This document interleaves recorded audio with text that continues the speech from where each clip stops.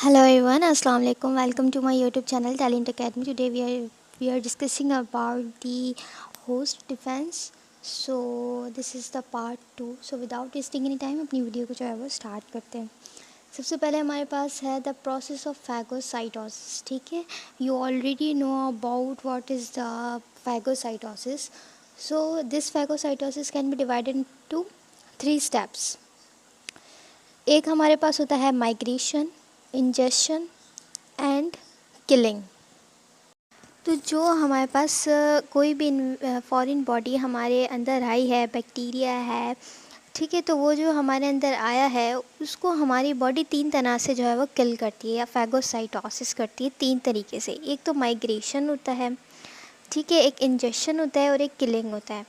तो जो हमारी कीमोकाइंस होती हैं जैसे कि IL-8 हो गया, कॉम्प्लीमेंट सिस्टम का C5a हो गया, ठीक है, तो ये हमारे पास क्या है, कीमोकाइंस है. अब ये क्या करवाएंगी, माइग्रेशन करवाएंगी.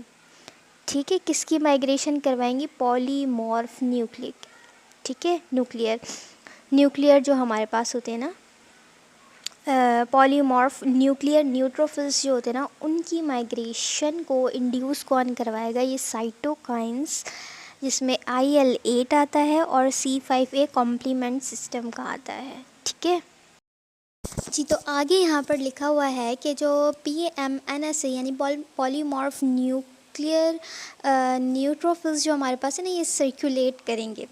ठीक है, अब सर्कुलेट करके इनको सिग्नल मिलेगा कि ये अडहियर करें या अटैच हो जाएं. किससे अटैच हो जाएं, एंडोथीलियम से अटैच हो जाएं. किसके थ्रू अटैच होंगे, ज़ाहिर है अटैच होने के लिए कोई ना कोई हमें सरफेस जो है वो प्रोटीन चाहिए होती है.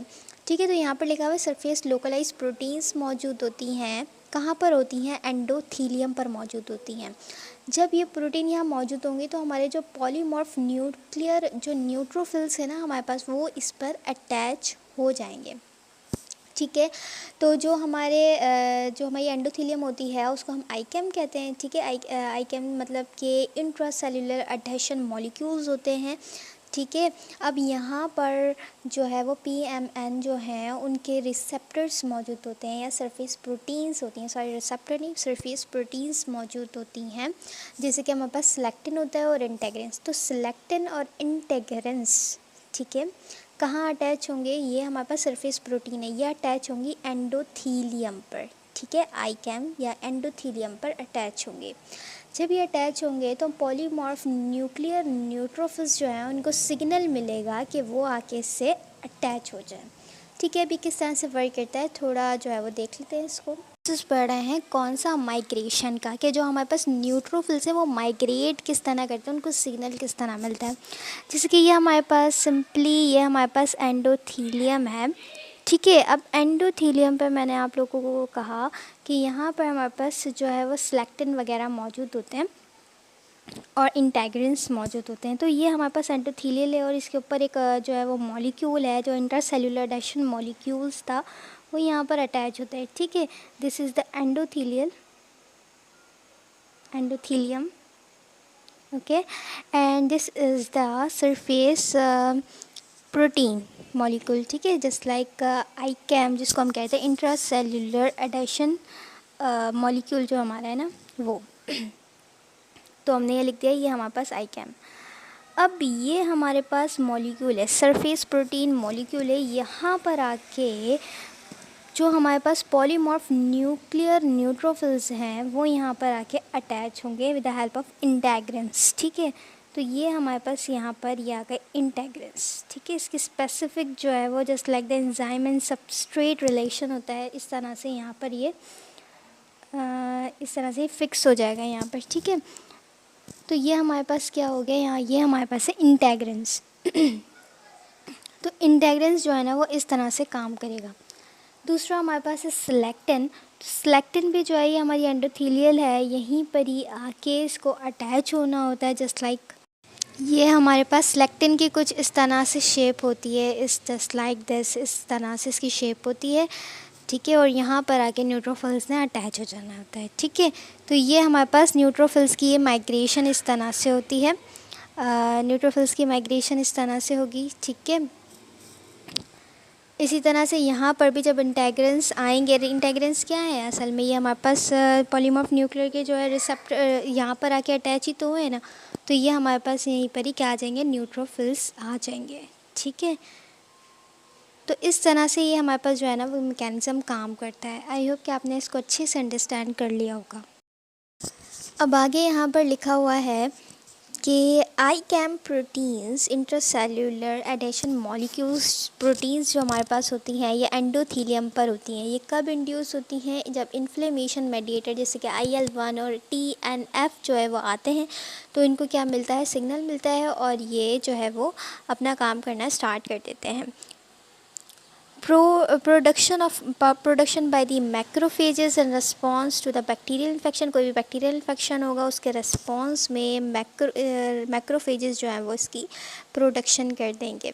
The increase in surface expose ICAM protein ensure the PNS selectively adhere to the site of the infection, ये इसको सेलेक्टिव बना देगा, इंक्रीज़ कर देगा परमिएबिलिटी कैपिलरीज की। उसके रिजल्ट में हमारे पास हिस्टामाइन, काइनिन, प्रोस्टाग्लैंडिन्स जो हैं ये इंक्रीज़ हो जाएंगे। ठीक है ना। Allow PMNS to migrate through the capillaries wall to attach the focus of infection, ये सारे जो PMNS हैं, न्यूट्रोफिल्स हैं, ये यहाँ पर आ जाएंगे इन्फेक्शन साइट पर। ठीक है ना। और माइग्रेशन हो जाएगी, is called the diapedesis and take several minutes to occur. ठीक है जी। तो सिंपली यहाँ पर इन्होंने बताया कि जो हमारी आईकैम प्रोटीन्स हैं और इंडोथेलियल पर ये इंड्यूस कब होती हैं, कब हमारे पास जो है ये एक्टिवेट होती हैं, तो ये कब होती हैं, जब हमारे पास IL-1 और TNF की इन्फ्लेमेशन मेडिएटर्स जो है ना, इन्फ्लेमेशन मेडिएटर्स कौन कौन से, IL-1 और TNF है, यानी कि ये प्रोसेस को स्टार्ट करवा रहे हैं। ठीक है।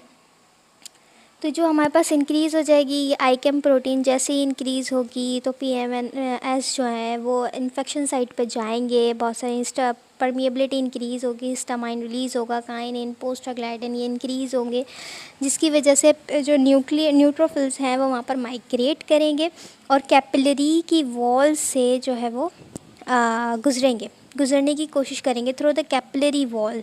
ठीक है, to migrate to through the capillary wall से गुजरने की कोशिश करेंगे। अब ये जो प्रोसेस है ना कि कैपिलरी वॉल से पास होना, माइग्रेट करना, ये हमारे पास डायपिडेसिस कहलाता है। यानी कि कैपिलरी आपको ऑलरेडी पता है कितनी ज़्यादा छोटी होती है। ठीक है, तो उसकी परमिएबिलिटी को इंक्रीज़ किया जाता है और वहाँ से न्यूट्रोफिल्स गुजरते हैं ताकि ब्लड है वहाँ से क्रॉस करते हुए टिश्यू तक जा सकें। ठीक है, कौन, न्यूट्रोफिल्स कैपिलरी की परमिएबिलिटी को इंक्रीज़ करेंगे और वो ब्लड स्ट्रीम से वहाँ टिश्यू तक जाएंगे जहाँ पर कोई भी फॉरेन बॉडी आई है, बैक्टीरियल इन्फेक्शन जहाँ है। कैसे गुजरेंगे, कैपिलरी की परमिएबिलिटी को इंक्रीज़ करके वहाँ से गुजरने की कोशिश करेंगे through the capillary wall, and this process और this type of migration called the diapedesis and takes several minutes to get. The bacteria are phagocytosed by PMNS into the membrane bound vacuole phagosome. वहाँ पर bacteria को phagocyte किया जाएगा, मारा जाएगा bacteria को। This engulfment is enhanced when immunoglobulin antibodies or the C3b component complement both opsonizes bound to the surface. ठीक है, तो यहाँ पर क्या होगा कि जो बैक्टीरिया उसको फैगोसाइटोस कर दिया जाएगा, फैगोजोम में लिया जाएगा, वहाँ पर IgG आएंगे एंटीबॉडीज़, और जो है वो C3b कंपोनेंट यहाँ पर आएंगे और बैक्टीरिया को जो है वो ऑप्सोनाइजेशन के प्रोसेस से, ऑप्सोनाइजेशन क्या है कि बैक्टीरिया को पॉइंट आउट करना। ठीक है, जैसे अलार्म नहीं होता कि भाई इसको पॉइंट आउट करना कि अब इसको यहाँ ख़त्म कर दो, तो ये प्रोसेस होता है ना, ये ऑप्सोनाइजेशन कहलाता है। तो फिर उसको ऑप्शनाइज कर दिया जाएगा और मार दिया जाएगा। देखिए जैसे यहाँ पर लिखा हुआ है कि both opsonins is bound to the surface of the bacteria in a process called the opsonization. The outer membrane of PMNS and macrophages have receptor both for the FC portion of IgG और C3b and for the C3b। Simply यहाँ पर opsonization कर दिया जाएगा और bacteria जो है वो मर जाएगा। जी, तो सिंपली हमने यहाँ देखा कि बैक्टीरिया आर फैगोसाइटोज्ड। तो जो फैगोसाइटोज हो रहे हैं वो किस तरह हो रहे हैं, सिंपली ये आप लोग एज्यूम कर लें this is our the neutrophils. Okay, just imagine this is the neutrophils, ठीक है। देन इसके बाद हमारे पास क्या है कि ये हमारे पास है बैक्टीरिया, ठीक है। बैक्टीरिया के पास कुछ रिसेप्टर्स होते हैं ना, जस्ट लाइक दिस। ये हमारे पास क्या है, receptor.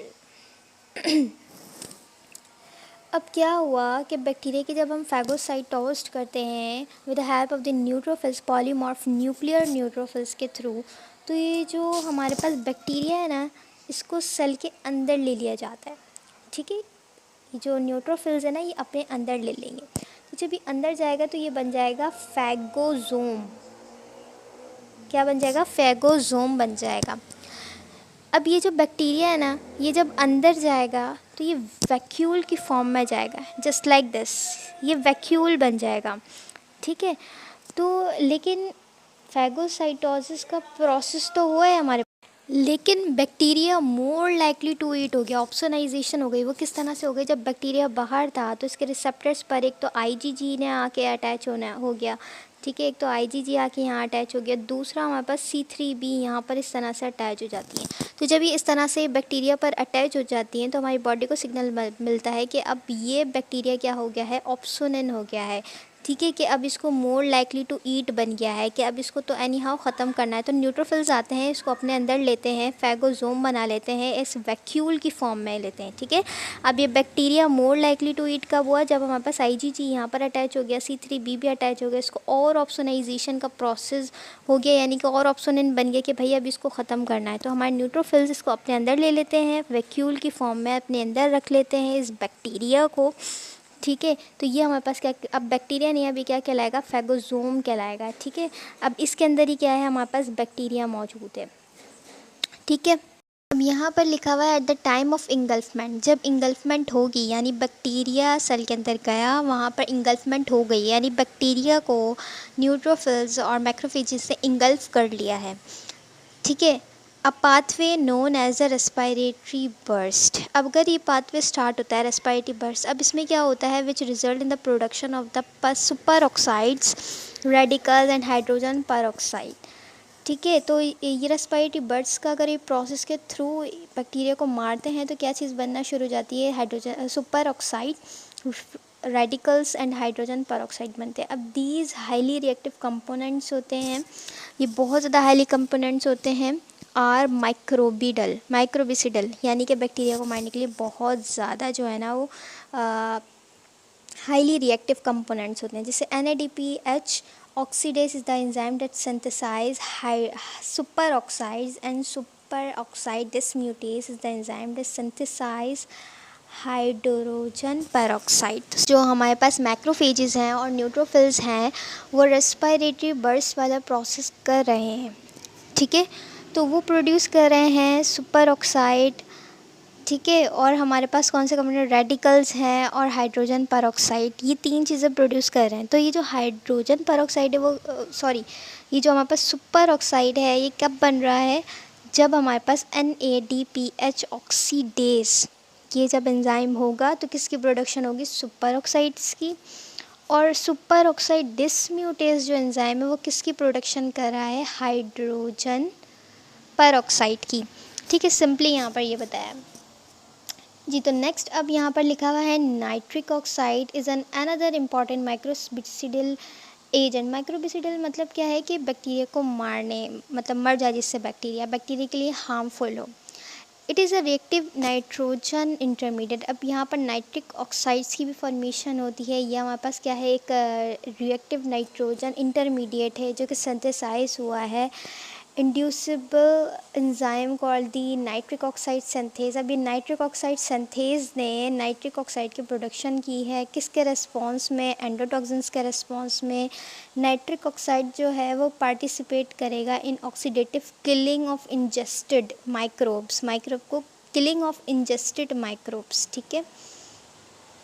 Phagocytose bye neutrophils macrophages, यानी कि ये सिंपली नाइट्रिक ऑक्साइड एक ले लो आप लोग रिएक्टिव नाइट्रोजन इंटरमीडिएट है जो कि क्या करेगा, बैक्टीरिया को मारेगा सिंपली, नाइट्रोजन ऑक्साइड कंट्रीब्यूट करेगा to the hypotension seen in septic shock में दिखता है, जिससे because it cause the vasodilation and peripheral blood vessels. अभी क्या कर रहा है, वैसोडाइलेशन कर रहा है, यानी ब्लड वेसल्स को डायलेट कर रहा है। और पेरिफेरल ब्लड वेसल्स, ठीक है, किसकी कर रहा है वैसोडाइलेशन, पेरिफेरल ब्लड वेसल्स की कर रहा है, ठीक है, जो हमारी ब्लड वेसल पेरिफेरल एरियाज़ में पाई जाती हैं। तो सिंपली हमने अभी तक 3 कंपोनेंट्स देखे हैं, 3 जो है वो रिएक्टिव रिएजेंट्स रिएक्टिव कंपाउंड्स देखे हैं, जैसे कि सुपर ऑक्साइड्स हो गया, हाइड्रोजन पर ऑक्साइड हो गया, नाइट्रिक ऑक्साइड्स हो गया। ये क्या कर रहे हैं, सिंपली बैक्टीरिया को मारने का काम कर रहे हैं सिंपली जी। तो नेक्स्ट हमारे पास है the killing of the organism की किलिंग किस तरह करनी है, ठीक है। 3 प्रोसेसेस थे ना, माइग्रेशन हमने देख लिया किस तरह से इंटेग्रिन्स और सिलेक्टिन है, इंजेक्शन हमने देख लिया किस तरह से रेस्पिरेटरी बर्स्ट बन रहा है। अब ये हमारे पास last process killing of the microorganism within the phagosomes किस तरह से मरेगा, इन इज़ अ 2 स्टेप। अब यहाँ पर 2 स्टेप प्रोसेस होगा that consist of the degranulation followed by the production of the hypochloride. अब ये जो 2 स्टेप है उसमें क्या होगा, कंसिस्ट ऑफ द डीग्रेनुलेशन पे कंसिस्ट कर रहा है, ठीक है, followed by the production of, अब उससे क्या डीग्रेनुलेशन से क्या चीज़ बनेगी, हाइपोक्लोराइड बनेगी, which is probably the most important microbicidal agent. सबसे ज़्यादा इंपॉर्टेंट हमारे पास हाइपोक्लोराइड की फॉर्मेशन होती है, ठीक है। तो इन ग्रेनुलेशन अब क्या होगा, डीग्रेनुलेशन में होगा क्या, membrane bound lysosomal granules fused with the phagosome. अब मेम्ब्रेन पे जो बाउंड लाइसोसोमल ग्रेन्यूल्स होते हैं ना, ठीक है, लाइसोसोमल जो लाइसोसोम क्या है, एक हमारे पास जो है वो माइक्रोबियल जो ऑर्गेनिज्म है उनको किल करने का है एक समझे हमारे पास है। तो लाइसोसोमल जो हमारे पास ग्रेन्यूल्स हैं वो फ्यूज़ करेंगे फैगोसोम पर, emptying cytolytic enzyme such as the nucleus and proteases into the vessel.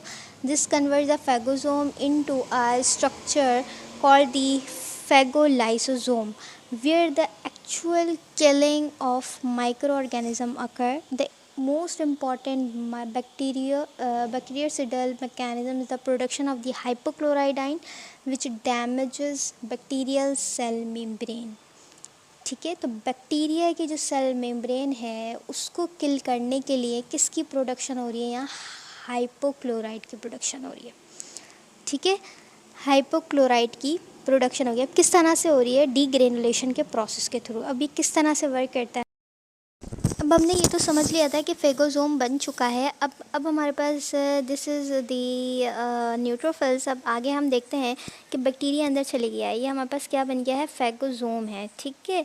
तो फेगोसोम अब इसको किल भी तो करना है ना, इसको अपने अंदर थोड़ी रखना है, ठीक है, न्यूट्रोफिल्स को इसको किल भी करना होता है। तो न्यूट्रोफिल्स के पास हमारे पास एक प्राइमरी ग्रेनुल्स मौजूद होते हैं और एक सेकेंडरी ग्रेनुल्स मौजूद होते हैं, ठीक है। तो जो हमारे पास प्राइमरी ग्रेनुल्स होते हैं और सेकेंडरी होते हैं, ठीक है, 2 ग्रेनुल्स यहाँ पर मौजूद हैं।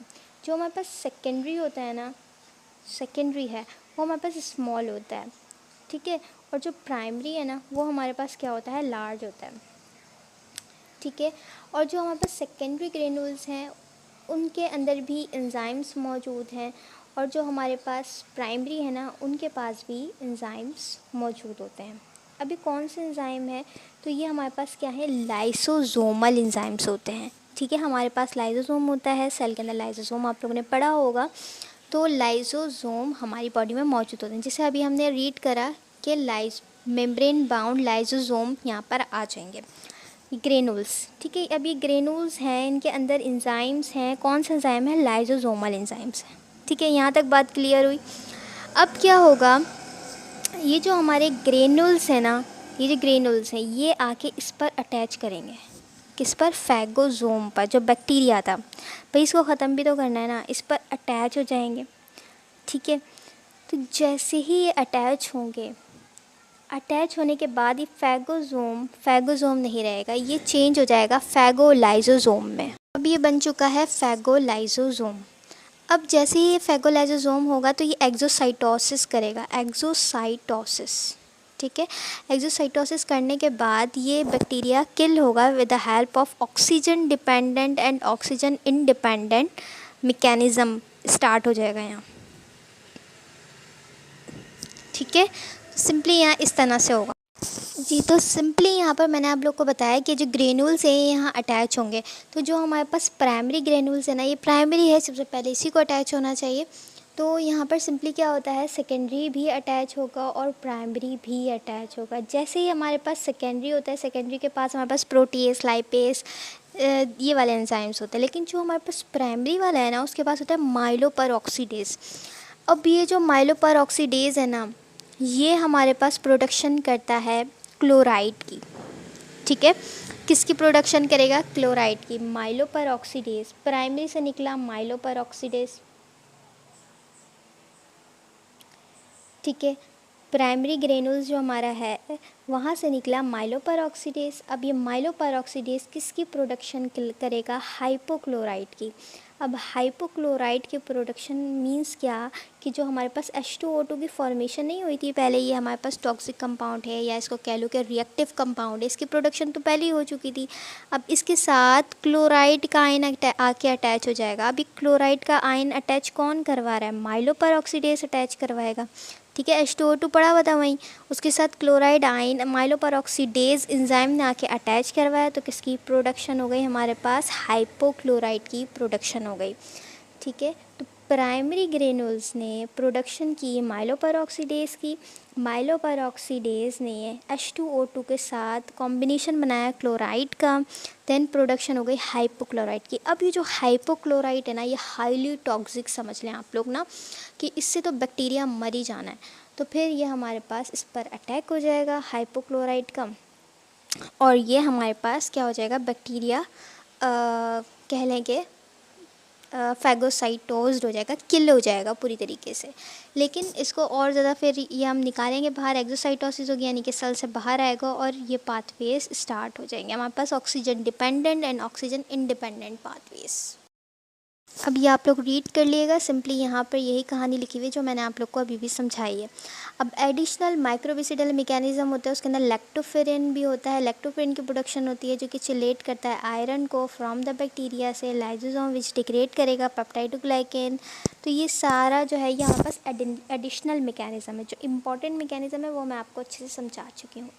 आगे चलते हैं जी। तो नेक्स्ट हमारे पास लिखा हुआ है reduce phagocytosis predisposes to bacterial infection.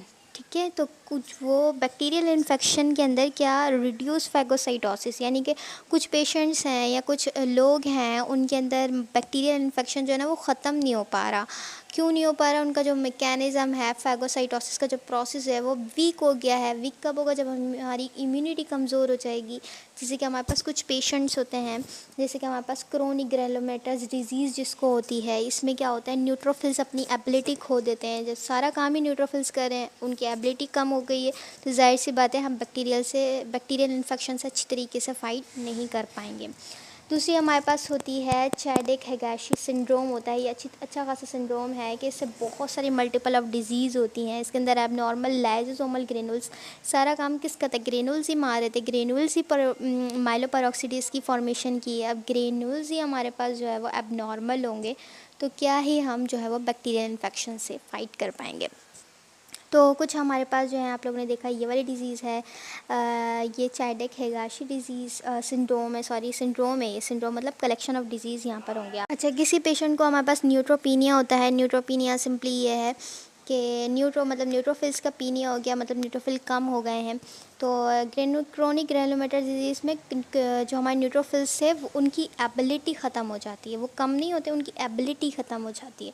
Neutropenia में न्यूट्रोफिल्स ही कम हो जाएंगे। स्प्लेनेक्टोमी एक कंडीशन है, इसके अंदर भी हमारे पास क्या होगा, इम्यूनिटी वीक हो जाएगी, बैक्टीरियल इन्फेक्शन से हम फाइट नहीं कर पाएंगे। मींस जो हमारे पास स्प्लीन के डिसऑर्डर होते हैं, सॉरी स्प्लेनेक्टोमी मतलब स्प्लीन जो है ना वो रिमूव हो जाएगा।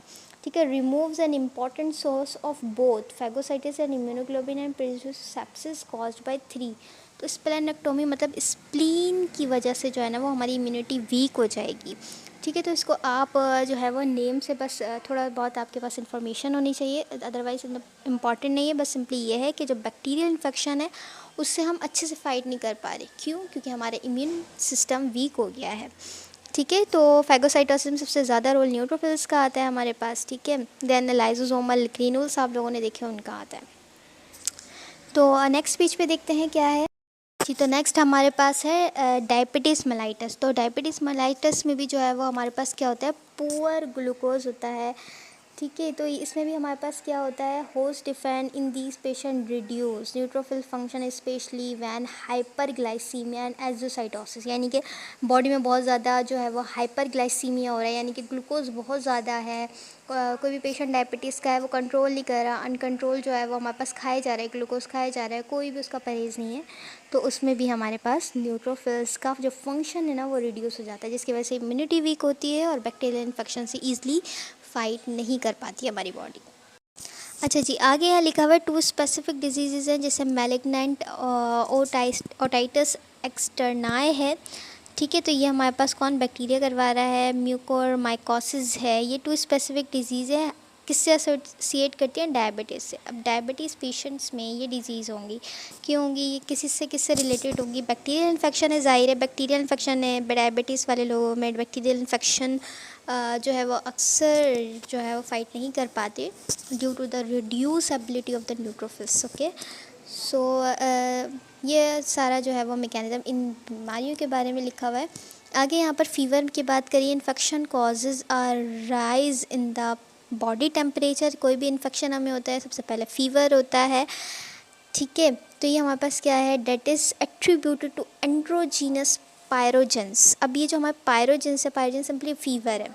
ठीक है, तो ये कब कौन करवाता है, IL-1 करवाता है, रिलीज़ फ्रॉम द मैक्रोफेजेस। कौन रिलीज़ करेगा, मैक्रोफेजेस रिलीज़ करेंगे IL-1, जिससे हमारा टेम्परेचर इंक्रीज़ हो जाएगा और हमें फीवर हो जाएगा, सिंपल फीवर हो जाएगा। फीवर में बी अ प्रोटेक्टिव रिस्पॉन्स। ये क्या है, protective response, because a variety of the bacteria and the virus grow more slowly at elevated temperature. Simply यहाँ पर होस्ट डिफेंस के अंदर एक हमारे पास जो हम अभी कौन सा पढ़ रहे हैं, अभी हम पढ़ रहे हैं ना इन्नेट इम्यूनिटी पढ़ रहे हैं, तो उसके अंदर जो हमारे पास इन्नेट इम्यूनिटी में नॉन स्पेसिफिक रिस्पॉन्स है।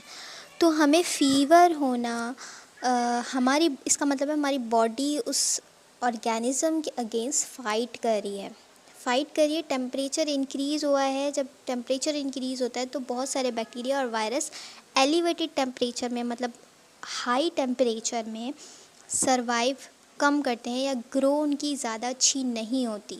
ठीक है, ग्रो अच्छी नहीं होती, तो और कौन ये प्रोड्यूस करवा रहा है, मैक्रोफेजेस करवा रहे हैं। Just remember this. So next हमारे पास है एडेप्टिव स्पेसिफिक इम्यूनिटी। इसको देख लेते हैं जी। तो यहाँ पर हमारे पास लिखा हुआ है एडेप्टिव इम्यूनिटी क्या है। एडेप्टिव इम्यूनिटी मतलब कि हम कोई स्पेसिफिक इम्यूनिटी है, कोई भी स्पेसिफिक डिजीज़ के अगेंस्ट हमारी बॉडी जो है वो एंटीबॉडीज़ बना रही है। जैसे एडेप्टिव इम्यूनिटी का मतलब ये है कि कब बनती है एडेप्टिव इम्यूनिटी। ठीक है, कब बनती है, या तो एक्टिव इम्यूनिटी हो सकती है उसमें, या तो पैसिव हो सकती है। पैसिव में हमारे पास एंटीबॉडीज़ आती हैं, जैसे वैक्सीन्स वगैरह है। ठीक है, हम खुद जो है वो नॉन एंटीबॉडीज़ को इंजेक्ट करवाते हैं बॉडी के अंदर। एक्टिव इम्यूनिटी में सिंपली ये होता है कि हमारी बॉडी खुद फाइट करती है, कोई भी न्यू ऑर्गेनिज्म आया है खुद फाइट कर रही है और ख़ुद से उसने एंटीबॉडी जनरेट की है, खुद से करी है, हमने नहीं दी। हम कब देते हैं, वैक्सीन्स वगैरह में देते हैं। तो सिंपली यहाँ पर एडेप्टिव इम्यूनिटी पर पैसिव एडेप्टिव इम्यूनिटी देखते हैं। ये स्पेसिफिक इम्यूनिटी है। अब temporary protection against an organism. Passive में क्या होता है, टेम्परेरी प्रोटेक्शन होती है हमारे पास, and is acquired by receiving पर प्री फॉर्म्ड, यानी कि बॉडी से बाहर पर पहले से ही बनी हुई एंटीबॉडीज़ हैं, उसको इंजेक्ट कराएंगे पर्सन में फ्रॉम अनदर पर्सन, और एनिमल में भी करवा सकते हैं। Passive immunization also occurs normally in the form of the immunoglobulins. अब जो है वो हमारे पास इम्यूनोग्लोबिन्स के थ्रू भी जो है वो हम पैसिव इम्यूनिटी प्रोवाइड करते हैं। जैसे कि हमारे पास IgG जो हमारे पास इम्यूनोग्लोबिन है वो हमारे पास किसको क्रॉस करता है, प्लेजेंटा को क्रॉस करता है। ठीक है, और ब्रेस्ट मिल्क के थ्रू भी हम जो है वो करवा सकते हैं। जैसे IgA है, ये भी हमारे पास जो है वो हम इम्यूनिटी दे सकते हैं from mother to child.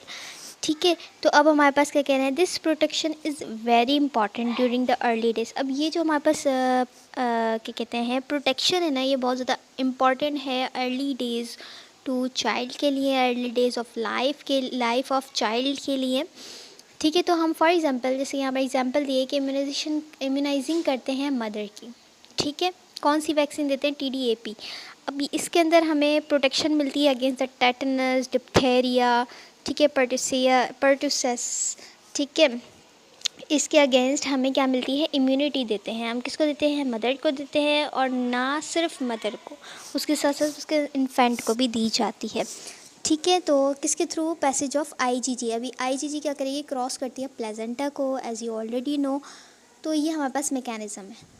Second हमारे पास यहाँ पर लिखा हुआ passive immunity has a important advantage that its protective ability are present immediately whereas active immunity has a delay. तो हमारे पास पैसिव इम्यूनिटी होती है, उसके अगर हमारे पास हमें पैसिव इम्यूनिटी है तो हम बहुत जल्दी रिकवर कर जाएंगे, लेकिन अगर एक्टिव हमारी बॉडी उसको खुद बनाएगी तो खुद बनाने में टाइम लगेगा, लेकिन हम उसको बनी बनाई पहले दे देंगे तो उसके लिए हमें कम वक्त लगेगा। तो सिंपली यहाँ पे यही बात कह रहे हैं, depending on whether it is primary और सेकेंडरी रिस्पॉन्स। अगर ये प्राइमरी रिस्पॉन्स हमारे पास होगा, यानी कि पहली दफ़ा हमें कोई भी इन्फेक्शन हुआ है तो उसके अगेंस्ट हमारी बॉडी को फ़ाइट करने में टाइम लगेगा, लेकिन अगर वही इन्फेक्शन हमें दोबारा हुआ है तो उससे फ़ाइट करने के लिए हमें हमारी बॉडी को टाइम नहीं लगेगा। ठीक है। However, passive immunity has an important disadvantage that the antibodies concentration decrease fairly rapidly as the protein are degraded and so the production usually, यानी कि सिंपली ये है कि जो हमारी कहते हैं पैसिव इम्यूनिटी होती है वो हमारे पास क्या होती है, डिक्रीज हो जाती है। Antibody concentration decrease fairly rapidly as the protein are degraded. तो सिंपली यहाँ पर ये बात कर रहे हैं, जैसे कि यहाँ पर कह रहे हैं the administration of pre form antibodies, यानी कि जो पहले से बनी हुई एंटीबॉडीज़ हैं उनको हम लाइफ सेविंग, वो जो हमारी एंटीबॉडीज़ है वो हमारी लाइफ सेव भी कर सकती हैं in certain disease that are caused by powerful exotoxin, जैसे कि बॉट्यूलिज्म है, टेटनस है। इनकी जो हमारे पास वैक्सीन्स हैं या प्री फॉर्म एंटीबॉडीज़ जो हम इंजेक्ट करवाते हैं, वैक्सीन लगवाते हैं इनके ख़िलाफ़, तो ये हमारी लाइफ सेविंग है। यानी ये जो है वो हमें इन बैक्टीरिया के इन्फेक्शन से हमें बचाती हैं, क्योंकि ये हमारे पास बॉट्यूलिज्म और टेटनस क्लोस्ट्राइडियम की स्पीशीज़ जो है ना ये करवाती हैं। तो सिंपली अगर हम ये वैक्सीन करवा लेंगे तो हमें ये डिसीज़ नहीं होगी। सीरम ग्लोबुलेंस गिवन इंट्रावेनसली, तो सीरम ग्लोबुलेंस होते हैं वो हम इंट्रावेनसली लेंगे सिंपली, यानी कि हम वेंस के थ्रू उसको इंजेक्ट करवाएंगे। और प्रोफाइलेटिक मेजरमेंट इन पेशेंट, ये हमारे पास प्रोफाइलेटिक मेजरमेंट के थ्रू हम देंगे पेशेंट को। सिंपली यहाँ ये कह रहे हैं कि are prophylactic measure in patients with hypogammaglobulinemia और बोन मेरो ट्रांसप्लांटेशन। तो बोन मेरो ट्रांसप्लांटेशन और हाइपोगामा ग्लोबिनेमिया, ये हमारे पास सिंपली ये है कि इम्यून सिस्टम वीक होगा। जिस बंदे का पहले ही इम्यून सिस्टम वीक है तो उसको हम क्या देते हैं, वैक्सीन देते हैं, ताकि प्रोफाइलेटिक मेजर्स का मतलब है कि उनको वैक्सीन्स दी जाती हैं ताकि वो पहले से ही उस डिज़ीज़ से फाइट कर सकें और वो इम्यूनाइज्ड हों। In addition they can mitigate the symptoms of certain diseases such as the hepatitis A virus। और इसके अलावा हम जो है वो हेपेटाइटिस ए जो डिज़ीज़ होती हैं उसको भी जो है वो वैक्सीन देते हैं। तो सिंपली यहाँ पर पैसिव इम्यूनिटी सिंपली यही कि इम्यूनाइज करना, वैक्सीन देके प्री फॉर्म्ड एंटीबॉडीज़ इंजेक्ट करवाना।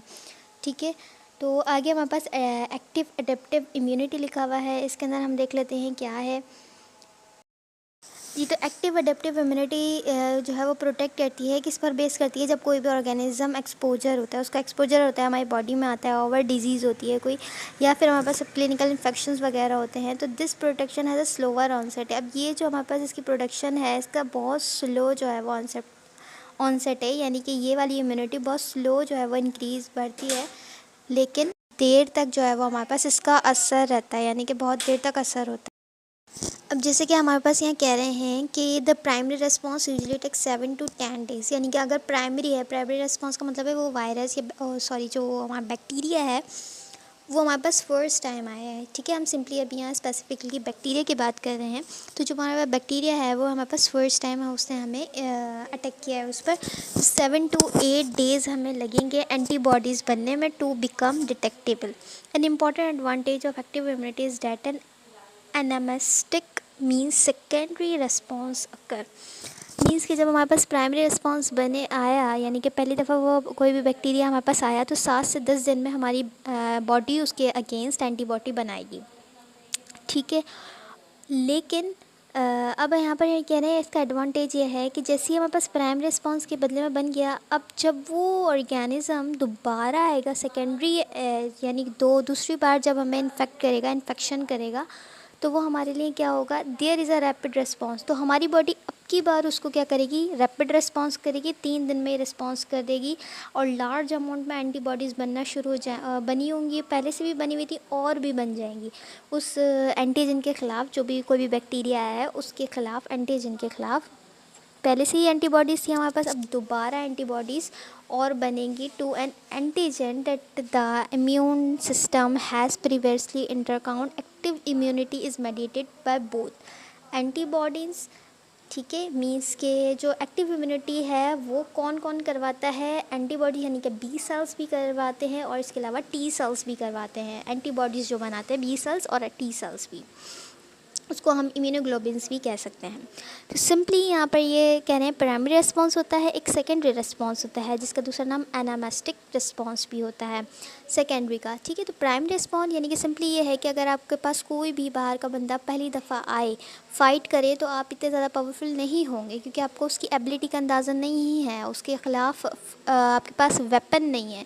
लेकिन जब वही बंदा दोबारा आएगा तो आपको पता होगा कि उसकी ताकत क्या है, उसके पास वेपन क्या है, उसके किस तरह फ़ाइट करना है। तो पहली दफ़ा में आप देर लगाओगे उसको मारने में, लेकिन दूसरी बार में आपको पता होगा कि किस तरह रिस्पॉन्स करना है। तो पहली दफ़ा जब वो आएगा, रिस्पॉन्स होगा, कोई भी एंटीजन हमारी बॉडी में आएगी, पहली दफ़ा आएगी तो 7 से 10 दिन में हमारी बॉडी उसके ख़िलाफ़ एंटीबॉडीज़ बनाएगी। लेकिन सेकेंडरी बार आएगी, सेकेंड टाइम से आएगी तो 3 दिन में ही हमारी एंटीबॉडीज़ बनी हुई होंगी और भी बनना शुरू हो जाएंगी with the help of the antibodies, immunoglobin, B cells के थ्रू और द टी सेल्स के थ्रू। आई होप कि आपने अच्छे से अंडरस्टैंड किया होगा। अब दो हमारे पास है, एक तो एंटीबॉडीज़ किस तरह बनाती हैं और टी सेल्स हमारे पास किस तरह से एक्टिव इम्यूनिटी प्रोड्यूस करते हैं। तो ये देख लेते हैं हमारे पास क्या है। Antibodies protect against organism by a variety of the mechanism, neutralisations of toxins, lysis of bacteria, the presence of complement system, opsonisation की जाती है to facilitate phagocytosis, interference with the adhesion of the bacteria and virus to cell surface. ठीक है, तो ये सारे processes आपको लिखे हुए वैरायटी ऑफ मैकेनिज्म है। न्यूट्रलाइजेशन करवाई जाती है, टॉक्सिन्स की न्यूट्रलाइजेशन करवाई जाती है, उन टॉक्सिन्स को एंटी टॉक्सिन्स के ख़िलाफ़ मारा जाता है, न्यूट्रलाइज किया जाता है, नॉन फंक्शनल बनाया जाता है उन टॉक्सिन्स को। ये टॉक्सिन्स कौन प्रोड्यूस करेगा, बैक्टीरिया ही करेगा ना। बैक्टीरिया के टॉक्सिन को न्यूट्रलाइज किया जाता है, नॉन फंक्शनल किया जाता है, लाइसिस की जाती है, कॉम्प्लीमेंट सिस्टम आ जाता है, ऑप्सोनाइजेशन की जाती है। सारे processes variety of the mechanism किए जाते हैं। कौन करता है, ये एंटीबॉडीज़ वाले सेल्स जो है ना वो हमारे पास करते हैं। अब लिखा हुआ है if the level of IgG drops below. ठीक है, IgG जो है इम्यूनोग्लोबिन्स जो है और वो हमारे पास 400 mg पर डेसीलीटर नॉर्मली हमारे पास ये होती है। नॉर्मल वैल्यू 1000 से 1500 होता है, लेकिन अगर इसका वैल्यू जो है 1000 से 1500 से नीचे चले जाए, 400 तक आ जाए, the risk of pyogenic infection caused by the bacteria. जैसे पायोजेनिक इन्फेक्शन कौन करवाता है, स्टेफाइलोकोकाई करवाता है, उसका रिस्क सिंपली कि अगर हमारे पास IgG का लेवल नॉर्मली 1000 से 1500 होता है, अगर वो 400 हो जाएगा तो हमारा जो पायोजेनिक रिस्पॉन्स है जो कि स्टेफाइलोकोकाई बैक्टीरिया करता है वो इंक्रीज़ हो जाएगा। उस इन्फेक्शन का जो रिस्क है ना वो इंक्रीज़ हो जाएगा। Because antibodies specially IgG rise to the protective level slowly. ठीक है, 7 to 10 days after infection they do not play a major role in combating primary infection, rather protect against the secondary infection by that organism or against hematogenesis dissemination of the organism to distant sites in the body at a future time। तो हमारे पास जो antibodies होती हैं specially IgG की अगर हम बात करें, rise a protective level slowly करती है ना। प्रोटेक्टिव लेवल इसका स्लोली होता है, 7 से 10 दिन का होता है। ठीक है, लेकिन ये प्ले नहीं करते, ज़्यादा इंपॉर्टेंट रोल प्ले नहीं करते प्राइमरी इन्फेक्शन में, but rather protective against a secondary. ठीक है, तो ये हमारे पास सिंपली कहानी है। अब सेकंड हमारे पास है टी सेल्स की। अगर हम बात करें, टी सेल ये वैरायटी ऑफ रिएक्शंस करते हैं, इसके अंदर साइटोटॉक्सिन है, destruction of virus, infected cell है, ये सारे इसके मैकेनिज्म हैं। और the main host defence against the mycobacterium के ख़िलाफ़ टी सेल्स करेगा। सिस्टमिक फंजाई के ख़िलाफ़ करेगा। T cells help also B cell की भी हेल्प करेगा to producing antibodies against many antigens. तो आप लोगों ने देखा किस तरह से हमारी जो एडेप्टिव स्पेसिफिक इम्यूनिटी है वो वर्क करती है।